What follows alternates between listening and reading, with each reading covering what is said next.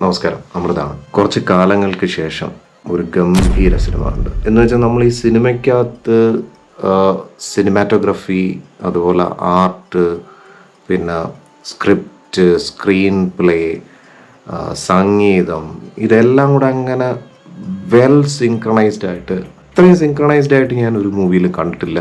ഈ അടുത്ത കാലത്തൊന്നും കണ്ടിട്ടില്ല, പ്രത്യേകിച്ച് ഇന്ത്യൻ സിനിമാസിൽ കണ്ടിട്ടില്ല. അത് എടുത്തു പറയേണ്ടത് ഇതൊരു പഴയ കാലഘട്ടമാണ്. അപ്പോൾ പഴയ കാലഘട്ടമൊക്കെ ചിത്രീകരിക്കുമ്പോഴത്തേക്ക് ഒരുപാട് VFXന്റെ സപ്പോർട്ട് എടുക്കും, ഗ്രാഫിക്സിന്റെ സപ്പോർട്ട് എടുക്കും. ഭയങ്കരമായിട്ടുള്ളൊരു ആർട്ടിഫിഷ്യൽ അല്ലെങ്കിൽ ആ ഒരു ടെക്നോളജിയുടെ ഇൻഫ്ലുവൻസ് ആ ഒരു മൂവിക്കകത്ത് കാണും. പക്ഷെ ഇതിനകത്ത് അങ്ങനെ ഉള്ള ഒന്നുമില്ല. ഇതിനകത്ത് എനിക്ക് തോന്നുന്നു കുറച്ച് ട്രക്കുകൾ അതിനെ ചേസ് ചെയ്തൊരു ഡ്രോൺ പോണ ഒരു ഷോട്ട് ഉണ്ട്. അതിലും CG ഉണ്ടോ എന്ന് എനിക്ക് സംശയമാണ്. കാരണം ഒറിജിനൽ ട്രക്സ് അവരെന്തായാലും അതിനുവേണ്ടി കുറേ ട്രക്കുകൾ മോഡിഫൈ ചെയ്തിട്ടുണ്ട്. അപ്പോൾ അതുകൊണ്ട് CG ആയിട്ട് എനിക്ക് തോന്നിയില്ല. അപ്പോൾ അത്രയും ഗംഭീരമായിട്ടാണ് ഈ സിനിമയുടെ ഓരോരോ ഏരിയാസും വളരെ പ്രിസൈസ് ആയിട്ട്, അതിന് ഒരു തരത്തിലുള്ള ഒരു പ്രോബ്ലംസോ അല്ലെങ്കിൽ ഒരു എറേഴ്സോ വരാത്ത രീതിയിൽ പ്ലാൻ ചെയ്തിരിക്കുന്നു. പിന്നെ അൾട്ടിമേറ്റ്ലി ഒരു നല്ല ക്രൗൺ ഉണ്ടാക്കി വെച്ചിട്ട് അതിനകത്തൊരു പ്രഷ്യസ് ആയിട്ടുള്ള ജം എടുത്ത് വെച്ചതുപോലെ ഇതിനകത്ത് ധനുഷ് എന്ന ആർട്ടിസ്റ്റും ശരിക്കും അങ്ങനെ തിയേറ്ററിൽ ഇരുന്ന് അങ്ങനെ ആസ്വദിക്കുകയായിരുന്നു. കാരണം ഇതിൻ്റെ ഓരോരോ സീനുകളെ അങ്ങനെ എലിവേറ്റ് ചെയ്യാത്തക്ക വിധത്തിലുള്ള മ്യൂസിക്.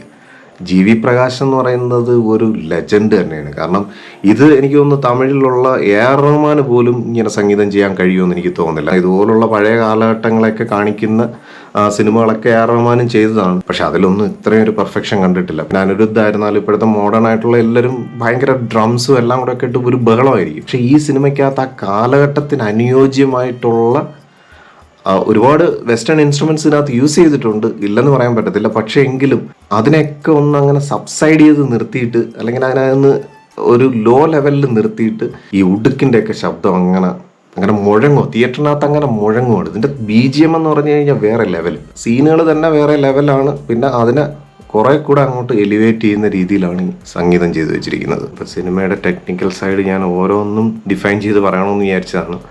പക്ഷേങ്കിൽ ഞാനിപ്പോൾ ഏതാണ്ട് ഏകദേശമൊക്കെ പറഞ്ഞ് കംപ്ലീറ്റ് ആയിപ്പോയി. പിന്നെ ഈ ഒരു സിനിമയുടെ ഡയറക്ടർ അരുൺ മാതേശ്വരൻ, ആളൊരു ഒന്നൊന്നര ഐറ്റമാണ്. ഇയാൾ 3 സിനിമയെ ചെയ്തിട്ടുള്ളൂ. ഇതുപോലെ ആയിരിക്കണം ഡയറക്ടേഴ്സ്. അതായത് അവർ ചെയ്യുന്ന വർക്ക് എന്ന് പറഞ്ഞു കഴിഞ്ഞാൽ ഇതിനകത്ത് ഈ സ്റ്റോറി ഇദ്ദേഹത്തിൻ്റെതാണ്, പക്ഷേ എങ്കിലും സ്ക്രീൻ പ്ലേയിൽ ഇദ്ദേഹത്തിന് ഒരാളും കൂടെ ഹെൽപ്പ് ചെയ്തിട്ടുണ്ട്, മദൻ കർക്കി. പിന്നെ സിനിമാറ്റോഗ്രഫി എന്ന് പറഞ്ഞാൽ അതായത് ഇതിനകത്ത് എല്ലാം ഒന്നിനൊന്ന് മെച്ചമാണ്. അപ്പോൾ സിനിമാറ്റോഗ്രഫിയിൽ എനിക്കൊരു ചെറിയൊരു എറർ ഇടയ്ക്ക് വെച്ച് ഫീൽ ചെയ്തതെന്ന് പറഞ്ഞാൽ, നമ്മൾ പൊന്നിയിൻ സെൽവൻ ഫസ്റ്റ് പാർട്ടിൽ ഇങ്ങനെ ക്യാമറ കൊണ്ടുവന്ന് കുറേ ഇങ്ങനെ ഷേക്കി വിഷ്വൽസ് ഈ കാട്ടിനകത്ത് കാണിക്കുമ്പോഴത്തേക്ക് ഈ ക്യാമറ ഇത്രയും ഷേക്കി ആക്കുന്ന എനിക്ക് തോന്നുന്നു ആ ഒരു കാടിൻ്റേതായിട്ടുള്ളൊരു പ്രതീതി നമുക്ക് അനുഭവപ്പെടാൻ വേണ്ടിയിട്ടാണോന്ന് അറിയത്തില്ല. ഇതുപോലെ തന്നെ പൊന്നിയിൻ സെൽവനും കാടിൻ്റെ ഒരു വിഷ്വൽ കാണിക്കുമ്പോൾ, അല്ലെങ്കിൽ കാട്ടിനകത്ത് നടക്കുന്ന ഒരു സംഭവം കാണിക്കുമ്പോൾ ഇങ്ങനെയൊക്കെ ഷൂട്ട് ചെയ്യാവുള്ളൂ എന്നുള്ള വല്ല നിബന്ധനകളോ അല്ലെങ്കിൽ അത് ആ ഒരു സീനിനെ കൂടുതൽ എലിവേറ്റ് ചെയ്യുമെന്നൊക്കെ ഉള്ള ചില ധാരണകളൊക്കെ ഉണ്ടോ എന്ന് അറിയത്തില്ല ഈ ക്യാമറമാർക്ക്. അതെ, ഇനി ഡയറക്ടറുടെ ഒരു ഓപ്ഷൻ ആണോ എന്ന് അറിയത്തില്ല. അവിടെ എനിക്കൊരു കുറച്ച്, കാരണം നമ്മളിത് ഓഡിയൻസ് എന്നുള്ള നിലയിൽ നമ്മളിത് ഇങ്ങനെ കണ്ടുകൊണ്ടിരിക്കുമ്പോഴത്തേക്ക് ആ ഓരോ കൊച്ചു വെട്ടൽ നമ്മുടെ കണ്ണിനൊരു സ്ട്രെയിൻ കൊടുക്കും. കാരണം ഇത് നമ്മുടെ വലിയൊരു സ്ക്രീനിലല്ലേ ഇത് കാണുന്നത്. അപ്പോൾ അതിനകത്ത് ഈ ഒരു ചെറിയ വെട്ടലായിരുന്നാലും നമുക്കത് ഭയങ്കര ഒരു ഇറിറ്റേഷൻ ഫീൽ ചെയ്യും. എനിക്കത് പേഴ്സണലി ഭയങ്കര ഇറിറ്റേഷൻ ഫീൽ ചെയ്തു. അപ്പോൾ ആ ഒരു പാർട്ട് കഴിഞ്ഞാൽ പിന്നെ അത് വളരെ കുറച്ച് ഭാഗങ്ങളേ ഉള്ളൂ. മേ ബി അവിടെ എനിക്ക് തോന്നുന്നു അവിടെയൊക്കെ കുറച്ച് ഈ ചെറിയ റെസൊല്യൂഷനിലാണ് ആ ഭാവമൊക്കെ കാണിക്കുന്നതെന്ന് എനിക്കൊരു സംശയമുണ്ട്. പെട്ടെന്നത് മനസ്സിൽ രജിസ്റ്റർ ആയതായിരുന്നു, പക്ഷേ എങ്കിൽ റീകോൾ ചെയ്യാൻ പറ്റുന്നില്ല. അപ്പോൾ പല ഭാഗങ്ങളും ഇതിനകത്ത് ഫ്ലാഷ് ബാക്ക് കാണിക്കുമ്പോഴത്തേക്ക് കുറച്ചൊരു ചെറിയ സ്ക്രീനിൽ ആക്കിയിട്ട്, അല്ലെങ്കിൽ ആ ഒരു റേഷ്യോ ചെറുതാക്കിയിട്ടൊക്കെയാണ് കാണിക്കുന്നത്. അതായത് ഫ്ലാഷ് ബാക്ക് വേറൊരു റേഷ്യോയിൽ, പിന്നെ ഗോയിങ് ആയിട്ടുള്ള ഭാഗങ്ങളൊക്കെ വേറെ റേഷ്യോ, അതായത് നല്ല സിനിമാറ്റിക് റേഷ്യോയിലാണ് കാണിക്കുന്നത്. അപ്പോൾ ഈ സിനിമയെക്കുറിച്ച് ഞാൻ കൂടുതലൊന്നും പറയുന്നില്ല. ഒന്നേ എനിക്ക് പറയാനുള്ളത്, ഈ സിനിമ ഒരു മസ്റ്റ് വാച്ചാണ്. നിങ്ങൾക്ക് ഫാമിലി ഓഡിയൻസ് ആയിട്ട്, അതായത് കൊച്ചു കുട്ടികളെയൊക്കെ കൊണ്ടുപോയി കാണിക്കാവുന്ന, കാരണം ഇതൊരു സ്വാതന്ത്ര്യ സമര പോരാട്ടമായിട്ടൊക്കെ ബന്ധപ്പെടുന്ന രീതിയിൽ ഉണ്ടാക്കിയിരിക്കുന്ന ഒരു തിരക്കഥയാണ്. പക്ഷെ അതിനിടയിൽ ആ കാലഘട്ടത്തിൽ നാട്ടിൽ നടന്ന ചില പൊളിറ്റിക്സ്, അതായത് വിദേശികൾ ഇവിടെ വളരെ നന്നായിട്ട് പെട്ടെന്ന് അവർക്ക് ഇവിടെ കീഴ്പ്പെടുത്താം, നമ്മളെയൊക്കെ കാരണം ഇത്രയും വലിയൊരു, ഞാൻ എപ്പോഴും ചിന്തിക്കാറുള്ളൊരു കാര്യമാണ്, ഇന്ത്യ എന്ന് പറയുന്ന ഇത്രയും വിശാലമായ ഒരു രാജ്യത്തിന് അതിൻ്റെ ഒരു അംശം പോലും ഇല്ലാത്ത ഇന്ത്യ എന്ന് നമ്മൾ ചിന്തിക്കേണ്ട, ലോകമെമ്പാടും അവർ സൂര്യൻ അസ്തമിക്കാത്തൊരു സാമ്രാജ്യം പടുത്തുയർത്തതൊക്കെ മൊട്ടുസൂചി പോലും ഇല്ലാത്ത ഒരു രാജ്യമാണ് ഈ ലോകം മുഴുവൻ കീഴടക്കി ഭരിക്കാൻ ശ്രമിച്ചത്. അവിടെയൊക്കെ അവർക്കൊരു സ്ട്രാറ്റജിക്കൽ മൂവ് ഉണ്ടായിരുന്നു. അതായത് ഡിവൈഡ് ആൻഡ് റൂൾ എന്ന് പറയുന്നത് തന്നെയായിരുന്നു അൾട്ടിമേറ്റ്ലി അവരുടെ ഏറ്റവും വലിയൊരു സക്സസ് എന്ന് പറയുന്നത്.